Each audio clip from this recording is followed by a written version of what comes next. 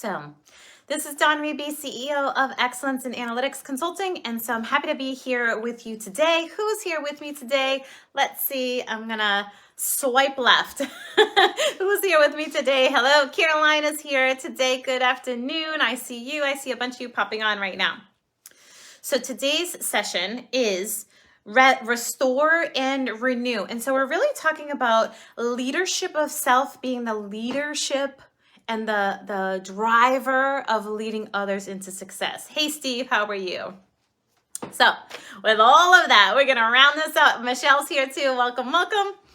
And now we're going to get started. So Dawn Reby, CEO of Excellence in Analytics, and we are here on part 3. That's right, part 3 of our Restore and Renew series. And so the first part of this series for leaders, we talked about silence, right? Creating that space, that margin of silence and time in our lives where, really we just want to create some quiet to think strategically about our lives, about our challenges, about our solutions and so forth. So if you haven't seen in part 1, go back and check out Leaders Must Create Margin, Must Create Silence. And last week we talked about embracing impermanence, right? So the concept of things are evolving and shifting, things are evolving, things are shifting all the time, and really embracing that impermanence. So this is part 3 of the series where we are diving into, another concept here relative to leadership, and that is embodiment. Okay, so many of you might be sitting here saying, wait. What does embodiment have to do with leadership, right? What does that work? How does that work? And so, the problem is what I see 20 something years in public safety, right? What I see is that a lot of us are in our heads, right? A lot of us are thinking all the time, we have to, right? We've been trained to think, to react, to respond. And so we translate this over to our other lives. And so we're thinking all the time. We're always in our heads. And so one of the key things that we want to share is that leaders are really relying on their intuition, are getting into their bodies, are creating opportunities for them to feel, right? And so we're going to talk about the old paradigm, right, of working hard, and never enjoying, and then this new paradigm for leaders to really accelerate you. And so I see people chiming in from all over the globe. Go ahead and let me know where you are chiming in from. And I'm excited to be here today. If you're here live in our community, go ahead and plug in that you're live. I know many of you are chiming in on our replay, either here in the community or in our YouTube page. If you haven't already subscribed, make sure that you subscribe to this YouTube page. Click below. Someone here, Caroline, Michelle, go ahead and plug in that YouTube subscription link so that, folks, it's free. You just subscribe and you click on it, and that makes it so that you can get notices of when we have new videos that appear. Texas is here. Fantastic. I see Joe is here. Great. I'm glad that you guys are popping on in. So the old paradigm, the old leadership paradigm was work, hustle, grind, right? And what we've missed is that has to be temporary. That has to be temporary, because when we're hustling and grinding all the time, we really are not completely fulfilling and leaving fulfilled and joyous lifestyles. You can absolutely have career excellence in alignment with personal excellence. And so today is the third part of our series where we are going through embodiment, another tool for leaders to get you into your highest level of performance and your greatest level of joy in your personal life. So the new paradigm is to really tune into the body, tune into the intuition, the wisdom that actually comes from our bodies, right? So how often are you thinking, you're thinking all the time, you're maybe I do this too, like a wolf down a bar right before I pop on here. And then I'm like, did I even eat that? Right? I wasn't even feeling it. I wasn't even present with it. I was just eating the bar and shoving it down to have something, in my body. Right. And so I ask you, are there times where you're not really in bodied, where instead you're just kind of like going through the motions and so forth? And so the mind tells us stories, right? It tells us the story that we need to work hard in order to succeed. Now, I am a huge proponent of working really hard when you want something and you love something, but I love combining it with working smart and sometimes smarter than working harder. So really building in that embodiment that goes in it. So for those of you who are just tuning in, we're on part 3 of our series. Part 1 was all about leaders finding silence, right? Really getting quiet in your space. Part 2 was all about embracing impermanence and understanding that life is evolving and changing, and really tapping into its evolution, its change, its transition. And today, for leaders, part 3 of this Restore and Renew series, we're talking about embodiment, getting out of the head and into the body. And so we really need to have these healthier relationships with our minds and our spirits. Instead of just, thinking all the time, we really need to have a deeper connection with what we truly value and what we truly want, right? So I wrote down here, embodiment is the practice of actively being and feeling and just being with your body, right? So experiencing life, experiencing things. So how many people here, or you're sitting here listening to this and you're saying to yourself, I never feel things, like I'm just like up onto the next thing, up onto the next thing, up onto the next thing, right? And we keep on going on to the next thing, and we don't appreciate and experience the here and now. Has it happened to you? Have you been listening to someone talk and you're kind of like looking right beyond them because you're just not even in that moment? Or maybe there's someone who's trying to share something special with you, and you're so disengaged because you're focused in on the next thing, or what do I have to think about? So leaders, one of the things leaders do well is embodiment, right? They really get into the moment, they experience the moment, they experience and get fulfilled and find joy in the moment, okay? And so we're not always energetically within ourselves, right? Like if you think about it, when you have knots in your stomach or when your hands are sweaty, maybe, how about this one? Have you ever found yourself scrolling on Facebook or through Reels on Instagram, and you're just like, scrolling through it and almost brain dead by the end of it, because you're just like, I wasn't even in the experience. I was just doing the thing, right? Or maybe you are doing the thing at work and you're just going through the experience and pressing the button and passing it on and not really being fully present and enjoyable in that moment. And so have you ever noticed, like if maybe you're scrolling through Facebook, or Michelle says TikTok scrolling, right? And all of a sudden, like you don't even realize, but your neck, like if you actually like pretend this is my phone and I'm scrolling through TikTok and I'm like this, like look at my neck, right? And I don't even realize until a short time later that, oh, my neck is killing me. What's going on with that?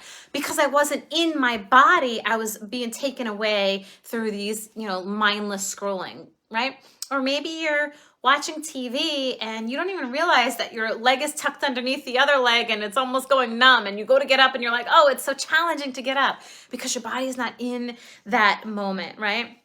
And so we, as leaders, right, as this is the third part of our series, right? The first part, creating silence, really focusing on that margin. And then the second part, we really focused on embracing transition. And this part of the series, we're talking about embodiment and being fully present. And so leaders are fully present. People who lead their lives, who are CEOs of their lives, are fully present. Think about it right now. Are you typing? Are you listening to this and are you typing? Are you having 4 conversations going on at once? Are you doing something where you're not fully in your body, right? Fully engaged in listening in, okay? And so, when we think about babies, right, they are so connected to in the moment, or like little children, they're so connected. Like a baby grabs something and the baby looks at it and plays with it and examines it, and they're so in that moment. But we as adults, we often skip over a lot of that. We're just like, oh, yep, got that, and then you go right by it. And so embodiment is really about taking breath, using your body to be fully engaged and present, right? Fully engaged and present. And so we instead of, I mean, many of you here, and myself sometimes included, where instead of like the babies where we're really embodied, you know, we're feeling things and looking at textures and touching animals and doing that, well, instead we're sitting behind the desks at institutions or, you know, at agencies or in our work environments, and we're kind of just sitting there and going through those motions. Our body is in like this L form, which, like, right, you're sitting in your seat and you're just sitting there and sitting there and sitting there, and you're not really looking up, looking around, taking advantage of what you can see today, right? And so, you know, when I was thinking about this a lot in my own life, because, you know, sometimes I'll sit and I'll write when I was writing the book, or, you know, I'll sit and I'll teach for a few hours, and I was really thinking, how can I help others become more embodied, more in the moment? How can I make the classes more enjoyable, the coaching more invigorating? And you know, how can I enjoy myself as I move through my own experiences? And one of the ways is to really get deep into the moment and into your body. And you can do that through a couple things. And there's some great books. Hal Elrod wrote this really good book, Miracle Morning. You know, there's some really good books about how to use your body, how to become embodied and get in that moment.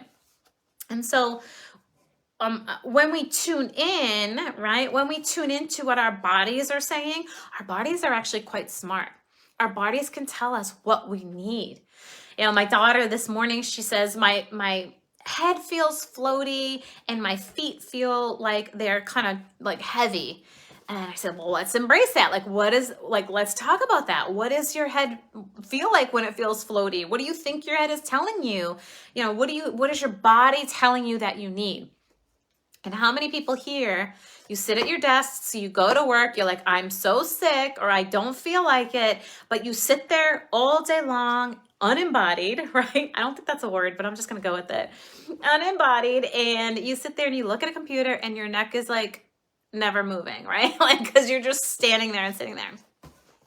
When we bring volume, when we bring energy, when we bring, when we bring this movement to our bodies, there's this biological changes that happen in our body. Our cortisol levels get reduced when we kind of are in flow and are moving. Our, different parts of us are stimulated by movement and can actually operate better. So I know when I teach this 2-hour class every Tuesday. It was tactical and analysis, right? And an Excel course.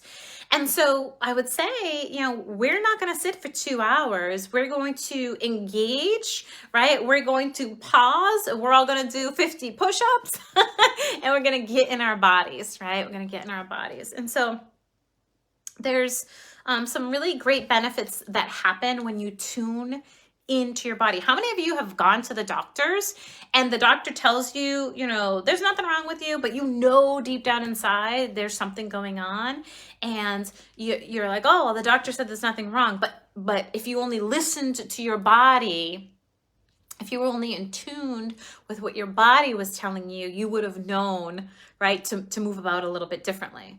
And so, you know, getting in tune with our bodies give us the capacity to listen to what we need and to deliver what we need We are able to, as leaders, when we are present in our bodies and in that moment, we're really able to get focused and get intentional and get connected to that intuition. Leaders have great intuition. Leaders have great intuition. This is in all of the leadership schools. It's in our leadership school. We talk about intuition a lot, right? Because there's some things that you learn and then there's some things that you feel, right? There's some things that you learn and there's some things that you feel. And so really leaders are able to tune into that feeling. When you're with somebody and you're kind of getting that feeling, we're able to tune into that feeling and recognize what is there, right? And so, when you get embodied, you feel more pleasure in life too, right? You're not just going through the motions as a leader of your life. You're not just going through the motions, you're feeling. You're getting connected, you're curious, you're exploratory. Life is more fun and fulfilling when you can get out of your head and into your body. And so I wrote down a couple of things that it does for me, and I'm going to share that with you. I feel liberated. I feel creative when I'm in my body. I feel like I'm able to write and deliver in a much more impactful way when I'm in my body. I feel, I feel like people, can be, I personally am magnetized when people are in their bodies, when they are looking at me and really talking to me and not past me. Right? And not past me. Have you been talking past people in the last couple of days, in the last couple of weeks? Have you been kind of like, oh yeah. And you're not really in it, right? You're not really in that conversation. So being fully embodied allows you to attract a certain level of people into your life, right? It allows me to feel really anchored in my truth, because when things kind of operate like, go, go, go, go, go, and go, go, go, go, go, and that's off the list, right? Then I get a little disconnected from my true value system, right? And so when I kind of slow that process down and get a little bit more embodied and do that, which I'm going to share with you in a couple different ways in a second, when you get more embodied, you're actually able to, feel a difference. You're able to feel more connected, more grounded, more connected to your own guidance, right? Caroline says, I started doing yoga again and feel much different. Oh yeah. You feel like you're having real life conversations. I love that. I love that with people again. And so when you are embodied, when you stop going through the flow and you get really centered and embodied and in your body, you actually make better decisions in your life, right? So you trust yourself more when you know your body, right? You trust yourself more. You trust others more because you're really welcoming and embracing, what's true for you in that moment.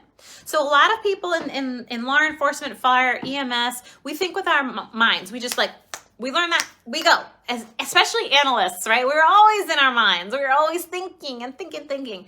And so I'm encouraging you to pause and to be in the moment. Be in the moment to really get a sense of your own body's intuition, your own body's needs, so that you can give more of yourself and attract more quality into your life. And so there's a couple ways that you can get embodied. And I know a bunch of you are chiming in here. And so I'm hearing you, I'm seeing all the chimes in, and I'm going to go back to this and make sure I comment on all of your messages. So if you're here on the live or the replay, I'll make sure I get back in. But especially in law enforcement analytics, we teach people to follow processes and to go through the process and to think through the process and to think. Critical thinking is a big piece of everything. Critically think, right?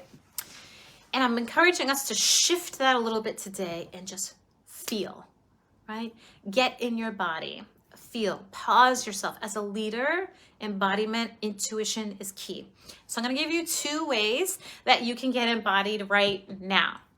So the first one is just move your body, right? Whether you have an exercise routine, which I certainly do in the morning. I know, Caroline, you have your routine there. Move your body every single day. Feel your body every single day. Pinch your body if you have to every single day, right? Move that body. Actually, I'm going to give you 3 ways, right? So get moving. Yes, Caroline, get moving. Move that body. I mean, if you wake up in the morning and you scroll, just don't. Just don't scroll. Get up and move that body. And when you move your body, and don't follow a video, don't follow somebody else, just literally just move your body. Just feel what it's like to move your own body. Feel where the nooks and crannies are. Let's do it right now, right? So tilt your head to one side and to the other, and just get a sense of, where do you need a little bit more movement, right? Maybe over here. Where do you need a little bit more movement? What's your body telling you today? Is your body telling you that you're tired? Are you listening to your body? Is your body telling you that you need to jump up and do some exercises and jumping jacks and pump it up, right? What is your body telling you? Leaders recognize that they need to get off their chairs and into their bodies, right? And so exercise, whether you exercise in the morning or whatever really works for you. For me, it's the first thing in the morning, and also exercising throughout the day, right? Exercising throughout the day. So if you've been sitting at your desk for more than an hour, that's way too long. Get up, lift your legs, stretch it out, do what you gotta do. Move the blood flowing throughout your body, right? So that's one way, movement, and not just once a day. Leaders recognize, and here's a great tip for leaders, get up and walk around and talk to your people, right? Get to know your people, talk to your people, move your body, just move your body and see what it's telling you. So that's the first thing that you can do as a leader to become more embodied and more in tune with your intuition, right? Move your body every day, multiple times a day. Set an alarm if you have to, okay? The second thing you can do is something quite simple. Maybe you're reading a book or watching TV or something like that, and you don't need a lot of brain power. If you find yourself in that position, grab some lotion, or hopefully toxin-free, or oil, or something soothing, and rub your feet, rub your hands, rub your arms, like get a sense of what your body needs, get a sense of what it feels like to stimulate the lymphatic system, right? So for those of you who are brand new to me, I love science. I love the idea of optimizing the body. And, so sometimes I'll spit out some little sciencey things. And to me, the lymphatic system is your detox system, right? So it takes all the yuckiness and all the toxins in your body and it releases it out. And if you're sitting and you're stagnant, there's really not a lot of place for these toxins to go. So what happens is it creates inflammation, it creates illness, it creates disease, right? You have all these toxins sitting in your body. So one way to really release your toxins is to move your body. And you cannot be an amazing leader if you are not taking really good care of yourself. Right? So one way to really stimulate your lymphatic system is to really maybe dry brush, right? Take a brush, like one of those scrubbers, right? For the bathroom, for the shower, and dry brush, right? Up toward your heart, and stimulate your lymphatic system, stimulate your regrowth, your regeneration of your cells, really get your skin and your body moving, rub your feet, rub your legs, grab that lotion.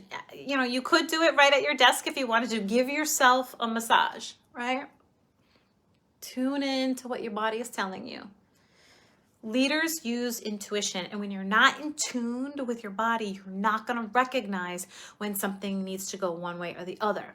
So creating a practice of embodiment is key. So exercising, was the first one, and then really tuning into your body is another one, right? And so if this is resonating with you, go ahead and share some thoughts in the chat, or you can give us some love. Make sure you subscribe to YouTube. The post was put up there. The link was put up there just a little bit ago. All right. So the third way we can, yes, you can get a massage. You can give a massage. And it doesn't have to be something that you go away for. It can be something that you're actually doing to yourself, right? So you can kind of just, you have these arms, right? You can kind of just massage them out and so forth. But get quiet with your body and say, what is my body telling me? And then listen to it. If your body is telling you that you need to get up and walk, that you need to move, that you need blood flow, then do that. If your body is telling you that you need rest, then do that. Listen to your body. And so the third way that you can improve some embodiment and improve your overall leadership as a result of it is through breath work. Right? So breath work is a wonderful way to calm your central nervous system, right? So to really, if you're someone who gets stressed or has a lot of anxiety, or you're just looking for ways to really reduce some of the chaos, some of the stress in your world, Breath work is a great way to really soften your nervous system response, right? So we have this parasympathetic and sympathetic system, our fight or flight or recovery system, right? And so if we're always in fight or flight, then we really can't think like leaders. We really can't think about this long-term strategic planning. We're always responding to fires. So we want to get into the sympathetic, right? We want to get into the sympathetic nervous system, which is our restoration stage. And one way for us to do that is through breath work. And so I'm going to show you I'm going to probably show you 2 or 3 easy ways that you can create breath work. And you can do it right here with me today as well. And again, we are talking about embodiment, and we're talking about how leaders can be their best leaders, their best selves, when they have embodiment. So, the third part of this series today is embodiment. Okay. And so, a couple of breathing exercises. The first one is the square breathing. Has anyone heard of square breathing before? So basically what square breathing looks like is you breathe in 4 breaths up to this part of the square, right? You hold for 4 seconds, you breathe out for 4 seconds, and you hold for 4 seconds. All right, we'll do it together. So you have a tool with you. Ready? So we say breathe in, hold for 4, release for 4, hold for 4. Again. 4, release, hold for 4, and release, hold for 4, and again. When you do the square breathing, and you can move from 4 to 5 to up to 8 if you feel like that works for you, that immediately, doing that 4 times will immediately help reduce the stress of, your stress response, right? So if you're feeling high anxiety, or even if you're not, if you're just staring at a computer, one way to get in your body is to practice that breath work, okay? So have you ever noticed when you're really ticked off at someone, you're like, like your body automatically knows to take a deep breath in and breathe it out, right? So our body is already telling us that this is what we need to do, right? And so that's one technique, is that square breathing. Another great breathing technique for leaders could be this is a fun one, right? You want to make sure you don't have a cold or a stuffy nose, but it's Nostril Exchange, right? So what you actually do is you hold one nostril as you breathe in, and then you switch it over to this nostril to breathe out, and then you breathe in through that same nostril and then breathe out through the other. All right, so we'll do it together. Ready? So we hold, and then we breathe out. Then we breathe in and breathe out.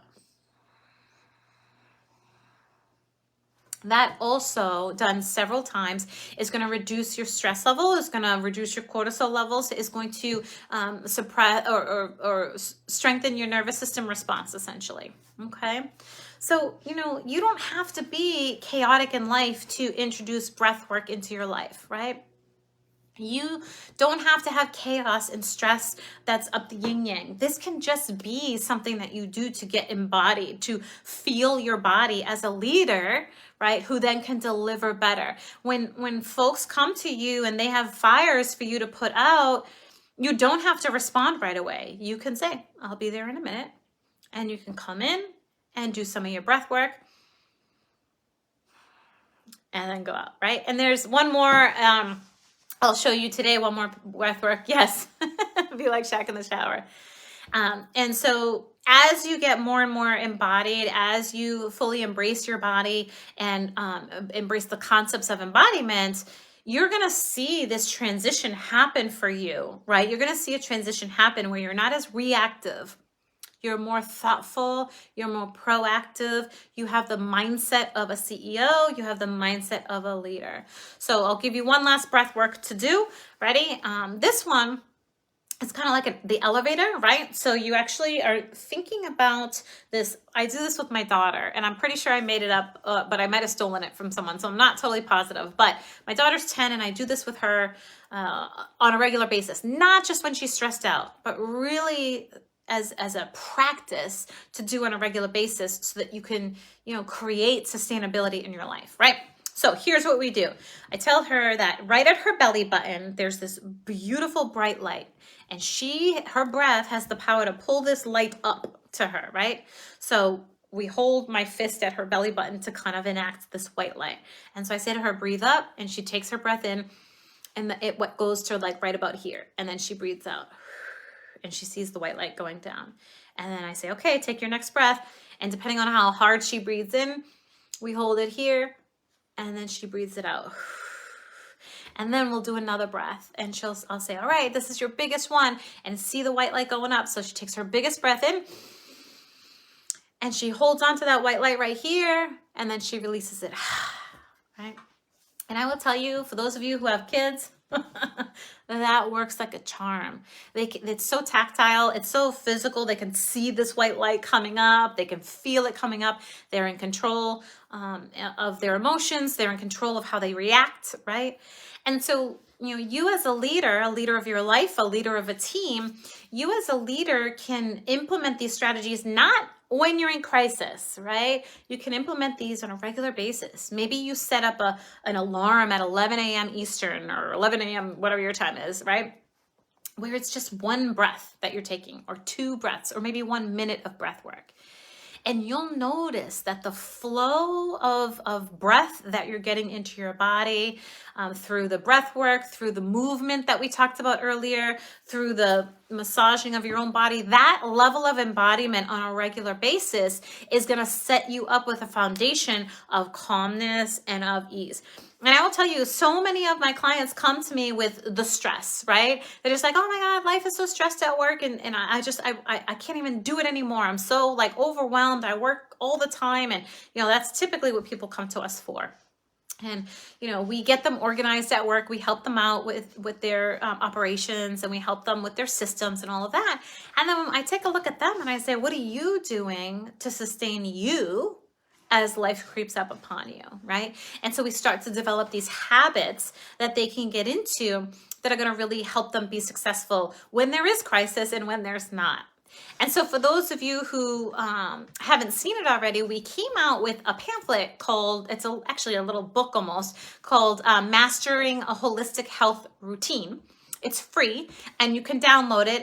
If someone knows exactly where that is, they can go ahead and plug it in. But it's called Mastering a Holistic Health Routine, and it's a free download. You plug in your email address, you'll be added to our email distribution list, and it's a download. And there's a little video in there, I believe, where you link in, and it tells you how to use it. But basically it's this booklet that talks about these breathing habits, meditation, whole foods, and that kind of thing, to really get you to be this very well leader. So breath work helps with your anxiety and stress. Yes. And so we do a lot of that with our community. And so a lot of the clients rather that I coach, will end our sessions with some one-on-one breath work, or we'll end our sessions with some meditation or something like that. So you have that resource for you. You have Mastering a Holistic Health Routine. It's at donreby.podia.com. You'll find it right in there. It's free. You can just download it and get started on a little bit of focus around your health and wellness.